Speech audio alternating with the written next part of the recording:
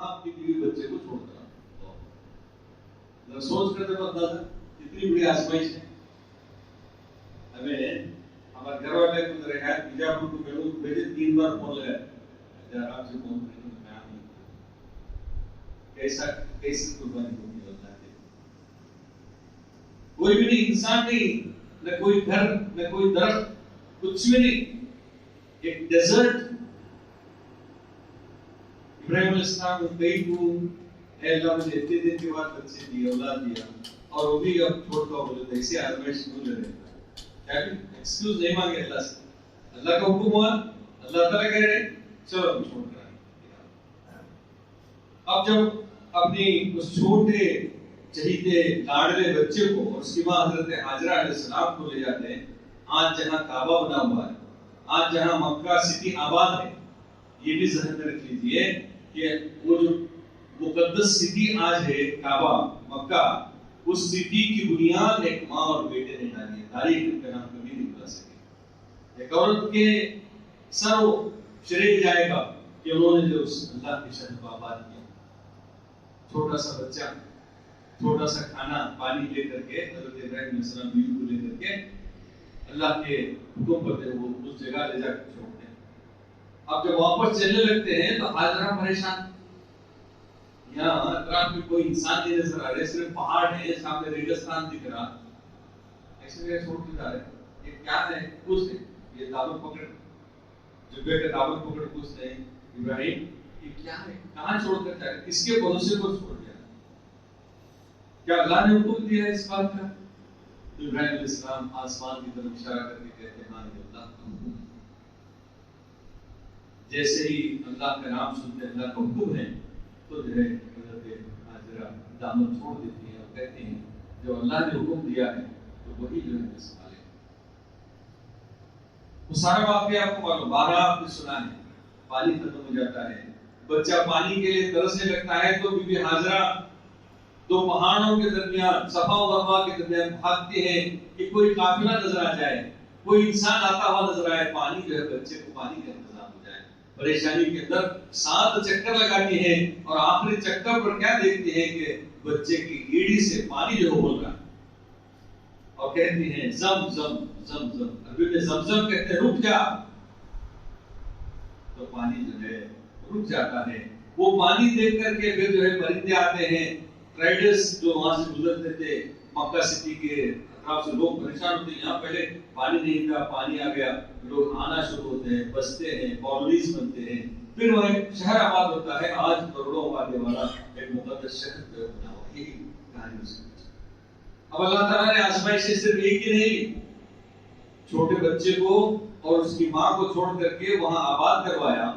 پھر جب بچہ 10-11 سال کا ہوا، باپ کے ساتھ بھاگ دوڑ کرنے لگا، چلنے لگا، تو پھر ایک اور آزمائش لگا.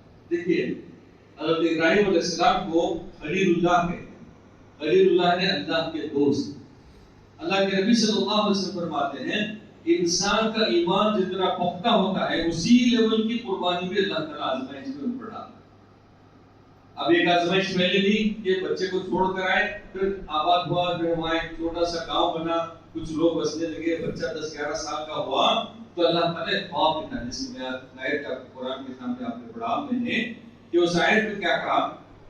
دیکھیں اللہ تعالیٰ قرآن میں تذکرہ کر رہے ہیں کہ وہ لڑکا جب اس کے ساتھ دوڑ دھوپ کرنے کی عمر کو پہنچا، یعنی اسماعیل جو چھوٹا بچہ باپ کے ساتھ دوڑ دھوپ کرنے لگا، اس کی عمر کو پہنچا یعنی تقریباً 10 سال 9 سال کی عمر پہنچا، تو ایک روز ابراہیم نے اس سے کہا بیٹا میں خواب میں دیکھتا ہوں کہ میں تجھے ذبح کر رہا ہوں. خواب میں اللہ تعالیٰ دکھایا کہ بیٹے کو ذبح کر رہا ہوں، بتا تیرا کیا ہے؟ بیٹے کو پوچھ رہے باپ ایسا ہو سکتا ہے تو کیا سوچ بھی نہیں سکتے. وہ بچہ جو بڑھاپے میں اللہ سے دعائیں مانگ کر کے رو رو کر کے گڑ گڑا کر کے مانگا گیا ہے، اللہ تعالیٰ نے اولاد دی ہے، وہ بچہ جان سے پیارا ہے اور اولاد ہر ماں باپ کو اپنی اولاد پیاری ہوتی ہے.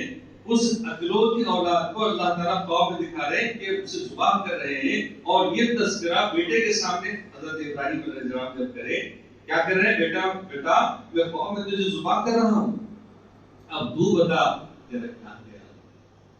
بیٹے کو پوچھ رہے ہیں، یعنی اس کی مرضی، اس کا خیال اللہ پر کتنا ہے، اس کا ایمان کیسا ہے، جانچ رہے ہیں، پوچھ رہے ہیں بیٹا تیرا کیا خیال؟ اب بیٹا بھی نبی کا بیٹا تھا، پیغمبر کا بیٹا تھا، آگے بننے والا پیغمبر تھا، تو ان کی زبان مبارک سے جو کلمات ہیں اللہ تعالیٰ نے نوٹ کیے اس کو قرآن میں کیا کہتے ہیں، اور اب افعل ما تؤمر ستجدونی انشاءاللہ من الصابرین۔ بیٹا کیا بولے تھے، ابا جان جو کچھ آپ کو حکم دیا جا رہا ہے آپ اسے کر ڈالیے، انشاءاللہ آپ مجھے صابروں میں سے پائیں گے۔ بیٹا بولے صابروں میں سے پائیں گے، کیسیت ہے، کیسی تربیت ہے، تو سوچ کر دیکھیے۔ اور انبیاء علیہ السلام کا جو خواب ہوتا ہے وہ ایک طرح کی وحی ہوتی ہے، یعنی اللہ تعالیٰ کا ایک طرح کا آزمائش لینے کا طریقہ ہے۔ اور اللہ تعالیٰ نے حضرت ابراہیم علیہ السلام نے اللہ سے جو دعا مانگ کر لی تھی بیٹے کو، رب ہب لی من الصالحین، اللہ مجھے نیک بیٹا عطا فرما۔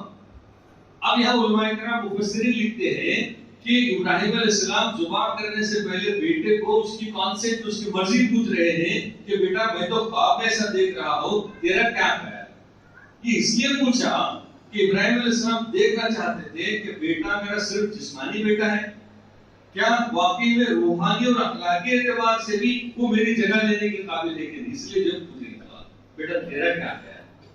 ماشاءاللہ، اور اللہ کا کرم دیکھیے بیٹے کا جواب بھی کیا تھا، ابا جان جو کچھ آپ کو حکم دیا جا رہا ہے آپ اسے کر ڈالیے، انشاءاللہ آپ مجھے صابرین میں سے پائیں گے۔ ایسی مثال شاید قیامت تک کوئی نہیں پیش کر سکتا، کوئی باپ بیٹا نہیں پیش کر سکتا دنیا کے اندر۔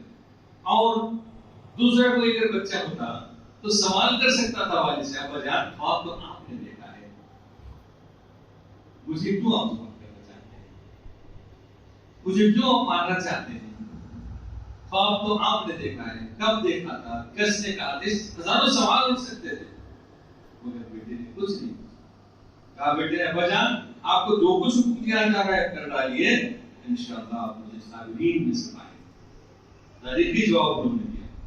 اب پھر آگے حضرت ابراہیم علیہ السلام کو اللہ کا حکم پیارا تھا، تو بیٹا کہتا ہے، بیٹے کو ایک دن جو لے کر جاتے ہیں ساتھ میں منع، ایک مقام میں ہوتا ہے حاجی کو معلوم ہے، منع میں جو ہے وہاں لے جاتے ہیں، بچے کو لے جاتے ہیں، اور بچے سے جو سوال جواب کرنے کے بعد بچہ کہتا ہے آپ کر ڈالیے جو کرنا ہے، مجھے آپ شاگردین میں سے پائیں گے۔ تو باپ بچے کے ہاتھ پیر باندھتے ہیں اور اسے انگلیاں لٹا کر کے اپنی آنکھوں پر پٹی باندھ دیتے ہیں، کیونکہ محبت باپ کی خود کر نہ آ جائے اور اللہ کا حکم میں ماننے سے رہ جاؤں، تو اسے انگلیاں لٹا کر کے حکم دیتا ہے، کوشش کر رہے کاٹنے کی۔ جہاں ابراہیم خلیل اللہ اپنے بیٹے کو ذبح کرنے کی کوشش کر رہے ہیں، وہیں اللہ تعالیٰ چھری کو حکم دے رہے ہیں خبردار اسماعیل کا ایک بال بھی کٹ نہ ہونے پائے۔ کیسی آزمائش ہے اللہ کی۔ بتوں کو توڑنے پر حضرت ابراہیم علیہ السلام کے باپ اور اس کے بادشاہ سب نے ان کو آگ میں ڈالنے کا فیصلہ کیا۔ حضرت ابراہیم علیہ السلام آگ میں جلنے کے لیے تیار ہو، میں نے اللہ کا کام کیا ہے، بچانا اللہ کا کام، تو اللہ کو ڈائریکٹ آگ کو حکم دینا پڑا کہ اے آگ تو میرے ابراہیم کے لیے ٹھنڈی ہو جا۔ اسی طرح یہاں اللہ کا حکم دے رہے، ایک طرح باپ کے آزمائش دے رہے کہ ابراہیم کے دل میں اللہ کی محبت زیادہ ہے، کیا بیٹے کی محبت؟ آزمائش کیسے لیتے ہیں؟ علماء کرام فرماتے ہیں کہ یہ جو دل ہے انسان کا، یہ دل میں اللہ کی محبت بسے گی یا تو دنیا کی محبت، دو میں سے ایک بات۔ اور جس نے دل بنایا ہے اس کی محبت اگر بس جائے تو بیڑا پار ہے انسان، دنیا میں بھی کامیابی ہے اور آخرت میں بھی کامیابی۔ تو باپ آزمائشوں میں گر گئے ہوئے ہیں، بیٹے کو لٹائے ہیں، الٹا چھری چلانے کی کوشش کر رہے ہیں۔ اللہ تعالیٰ چھری کو بولے خبردار اسماعیل کا ایک بال بھی کٹ نہ ہوئے۔ پھر معجزہ رونما ہوتا ہے، کوشش کر کے جو ہے جب گلا کاٹ دیتے ہیں، ابراہیم علیہ السلام خوش ہوتے ہیں کہ اللہ نے میری توبہ قبول کی۔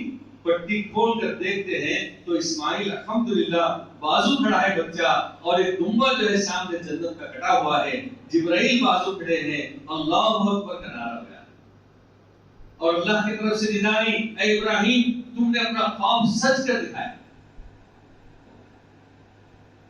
یہ جو باپ بیٹے کی جو قربانی ہے 4,500 سال سے ان کا نام دنیا میں چل رہا ہے اور انشاءاللہ قیامت تک ان کا نام زندہ رکھے گا. اللہ تعالیٰ نے قرآن میں وعدہ کیا کہ میں نے انہیں سچی ناموری رکھا ہے, سچی ناموری, اور اللہ جس کا نام دنیا میں روشن کرے اسے کوئی مٹا نہیں سکتا.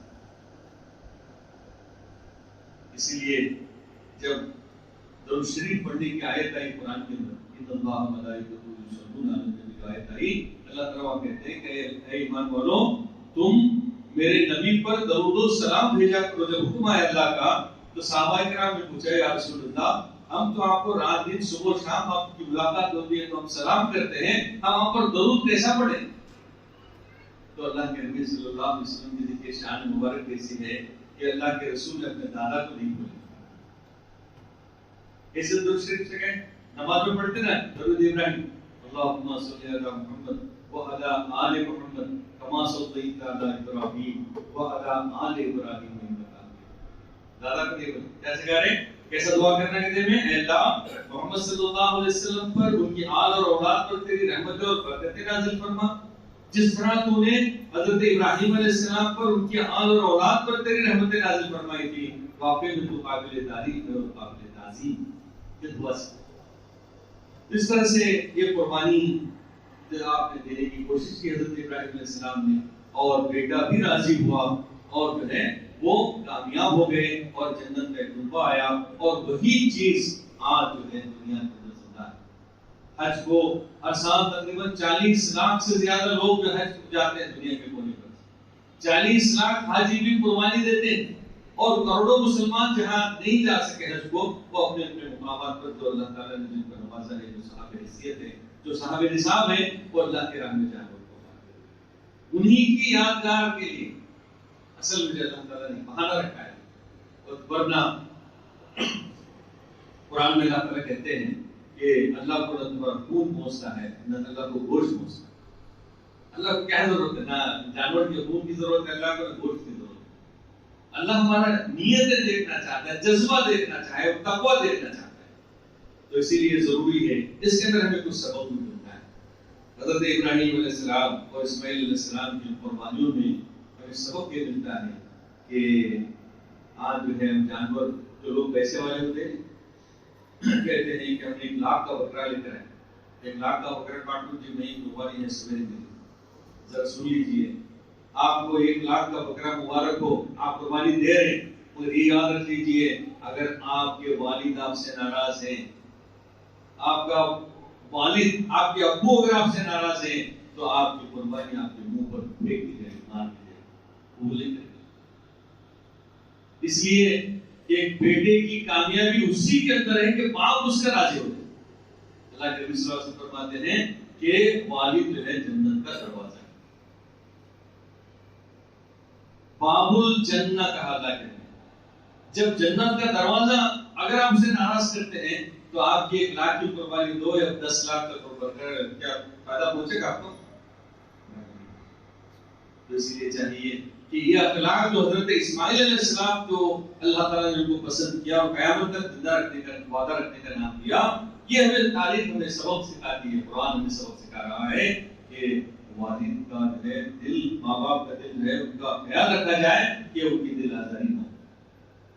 ورنہ ہماری نمازیں, ہماری قربانی, ہمارا حج, ہماری کوئی عبادت جو ہے اللہ کے پاس قابل قبول نہیں. پھر کچھ اور چیزوں کی, اس لیے حضرت ابراہیم علیہ السلام اور ساری نہ صرف ہماری قربانی بلکہ ہماری نماز, ہمارا روزہ, ہمارا دینا, ہمارا خرچ کرنا, ہمارا سب اللہ کے لیے. انسان کا نظریہ اللہ سینٹرڈ ہو جائے, یعنی آپ جو بھی کریں اللہ کے لیے, کچھ دے رہے ہیں تو اللہ کے لیے دے رہے ہیں, کسی سے ہاتھ کھینچ رہے ہیں نہیں دے رہے تو اللہ کے لیے, کسی سے مل رہے محبت سے تو اللہ کے لیے مل رہے, یعنی اللہ ہی کے لیے سب. اس لیے حضرت ابراہیم علیہ السلام نے کہا تھا کہ ہم زبان کرتے وقت نیت میں پڑھتے ہیں ان الصلاۃ ونسکی ومحیای ومماتی للہ رب العالمین. اللہ میرا جینا, میرا مرنا, میری نماز, میری قربانی سب تیرے لیے, شان جتانے کے لیے نہیں. میں 1 لاکھ کا بکرا لایا تھا جی, وہ وہ بھی نہیں دے رہے کہ وہ ویسا بکرا ہے میرا شان جتانے کے لیے ایک شان جتا دے اس کا ہے اس کا دیا ہوا یہ جان یہ مال یہ سب کچھ اللہ کا ہے. انسان اکڑے جیسا نہیں کسی بات پر مئی کے کو بولے سر کیا ہے بولو مئی ماں کے پیٹ سے کیا لایا تھا انسان جب ماں کے پیٹ سے پیدا ہوا دنیا میں 2 سال ماں کی نگرانی میں اسے چٹی بھی پہنے نہیں آتا سب کچھ ماں کو جوتے تھے. اسی لیے ماں کا مرتبہ بہت بڑا قرار دیا گیا. جنت ماں کے قدموں تلے قرار دی اسلام نے. اسی بات پر کوئی اکڑ نہیں.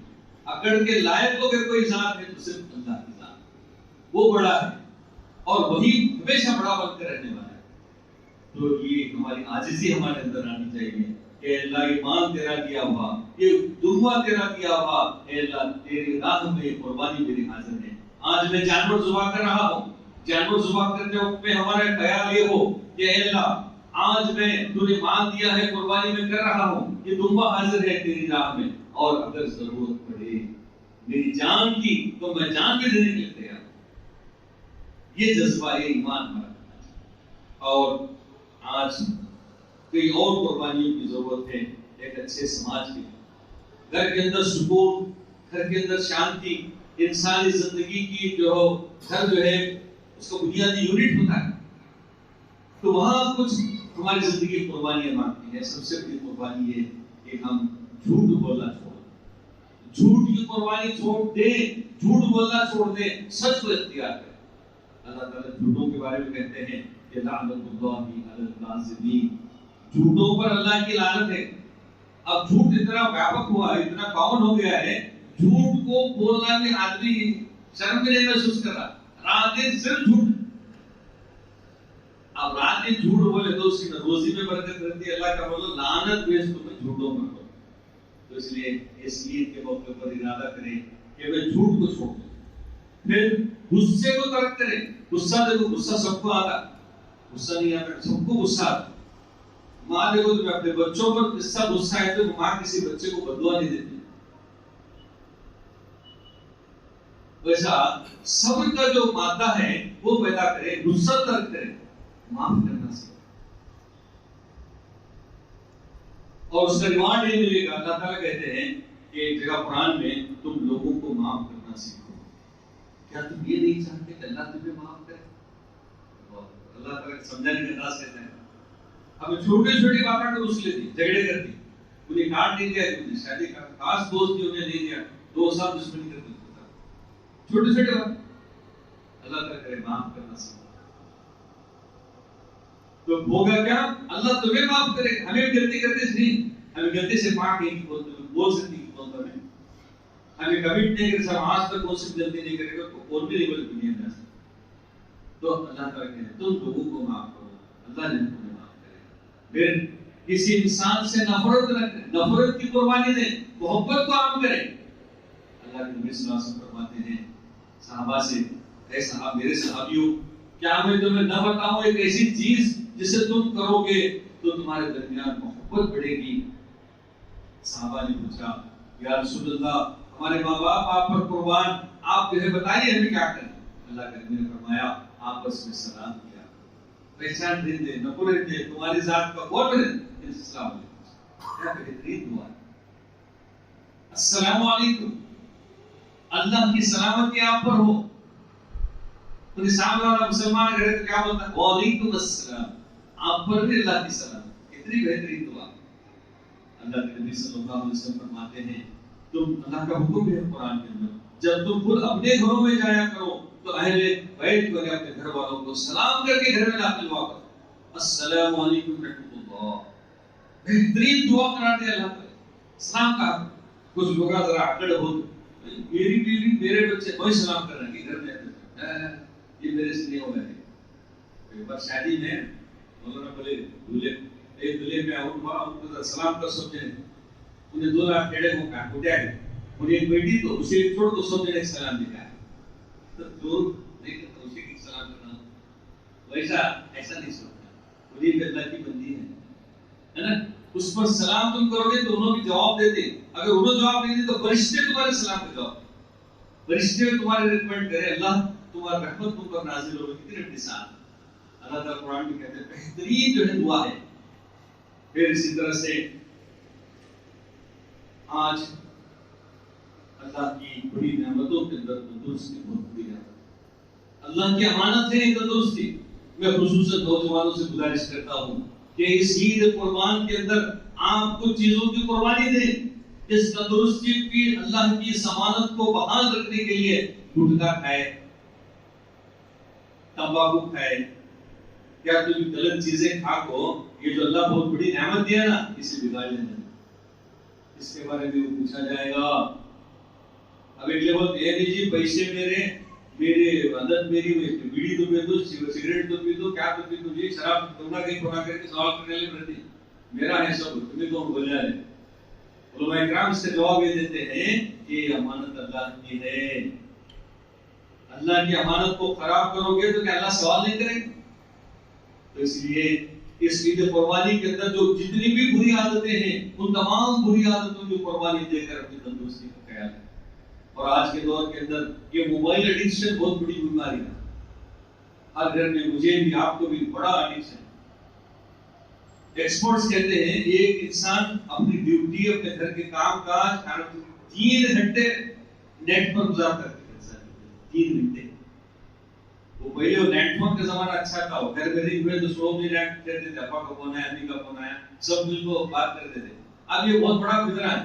سب کے پاس موبائل ہے, سب کے کمرے الگ الگ ہیں, یہ الگ الگ ٹائم پر چھوڑ دی. ماں باپ میں کیا ہو رہا, کسی کا تکلیف ہو رہی ہے, کسی کا احساس نہیں. بہت بڑا فطرہ ہے. ابھی سب سے زیادہ اپنے موبائل فون کو بہت بڑا بورڈ سے دھوتی. میرا 50,000 کا موبائل, میرا 1 لاکھ کا موبائل. ماں باپ کے چہرے کو دیکھ کے پیار سے.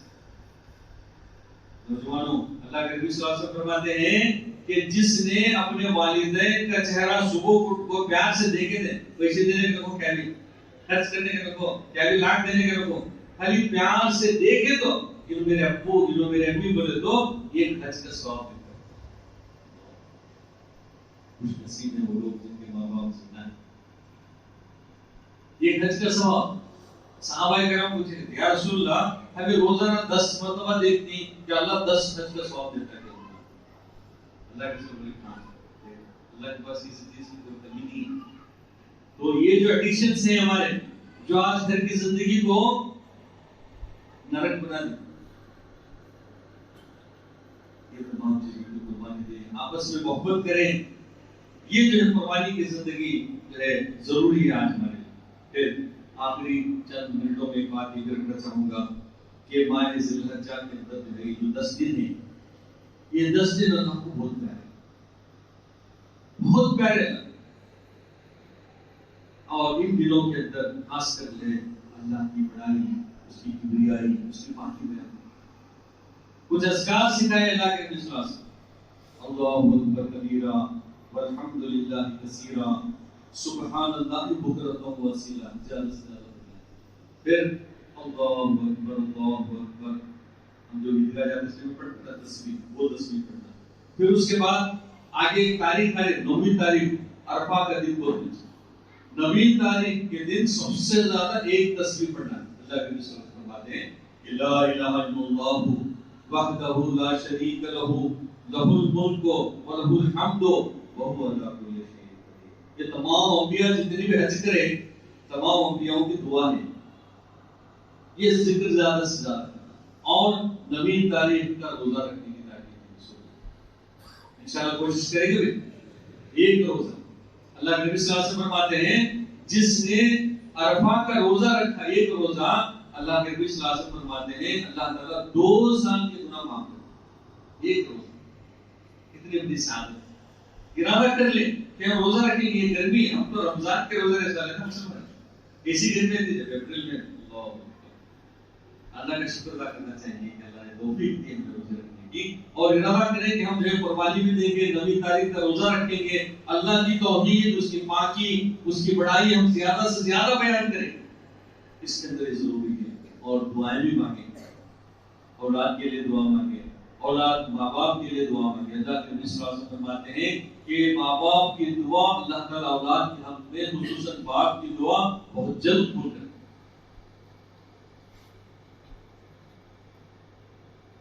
اور اولاد بھی اپنے ماں باپ کے لیے دعا اس طرح سے یہ جو مقدس دن اور رات اب جو گزر رہے ہیں، ہم جو ہے زیادہ سے زیادہ تسبیح، تحلیل، اللہ کی بڑائی، اللہ کی کبریائی بیان کرنے لگے. اور خصوصاً جو تسبیح میں نے بتائی آپ کو، لا الہ الا اللہ وحدہ لا شریک لہ، چوتھے کلمے میں آتی ہے. اس تسبیح کی فضیلت میں آتا ہے، اللہ کے نبی صلی اللہ علیہ وسلم فرماتے ہیں کہ جو مسلمان صبح کی نماز پڑھ کے 10 مرتبہ اس تسبیح کو پڑھتا ہے مسجد میں اپنا جگہ چھوڑنے سے پہلے، اللہ کے نبی فرماتے ہیں اس نے 4 اسماعیل علیہ السلام کی اولاد میں سے 4 غلاموں کو آزاد کرنے کا ثواب ملا. 4 غلام، یہ غلام کو آزاد کرنے کے لیے کتنے پیسے خرچ کرنے میں زبردست لگا. 4 غلام. تو اس طرح کی 10 مرتبہ پڑھنے میں اتنی اگر اس کی فضیلت ہے تو 100 مرتبہ پڑھنے میں کتنی ملے گی. تو اپنی زبان کو زیادہ جو وقت ملتا ہے خالی وقت اللہ کی پاکی، اس کی بڑائی، اس کی کبریائی. دیکھیے ذکر کی جو فضیلت میں آتا ہے، الا بذکر اللہ تطمئن القلوب، اے انسانوں میں نے تمہارے دلوں کا چین میری یاد میں رکھا. انسان کیا کر رہا؟ میرے پاس پیسے بہت زیادہ سے زیادہ، میرے پاس پیسے ہونا، زیادہ سے زیادہ سہولتیں ہونا، اچھے سے اچھا مجھے گھر ہونا. اسلام اس سے روکتا نہیں، اسلام اس کے خلاف نہیں ہے. آپ اچھے سے اچھا کماؤ، اچھے سے اچھا گھر بناؤ، اچھے سے اچھی کار آپ کے پاس ہو. ایک مسلمان کی زندگی بہترین ہونی چاہیے، مگر اس دل کے اندر دنیا نہ بسے بلکہ اللہ کی یاد بسے. محبوب عثمانی رحمۃ اللہ علیہ جو اولیاء کے سردار کہلاتے ہیں، وہ مثال دیتے ہیں کہ جس طرح سے کشتی پانی میں تیرتی ہے، پانی میں جب تک وہ تیرتے رہتی، لوگوں کا ٹرانسپورٹیشن بھی چلتا، مال بھی آ رہا جا رہا، سب کام جو ہے سرل ہو رہے، سب اچھا چل رہا. اب وہ پانی کے اوپر تیر رہی ہے. اچھا وہی کشتی اگر ندی کا پانی اپنے اندر لینے شروع کر جائے، کہیں چھید ہو جائے اور وہ پانی اندر آنے لگے تو کیا ہوگا انجام؟ کشتی مال سمیت جو پانی میں ڈوب جائے. اسی طرح انسان کا حال بھی ہوئی. دنیا میں آپ اور ہم رہیں گے، اسٹرگل کریں گے، محنت کریں گے، حلال روزی کمائیں گے، اللہ کو راضی کرنے کے والے اعمال کریں گے، کوشش کریں گے، پر کسی بھی حالت میں دنیا دل کے اندر بس نہیں آ پائے.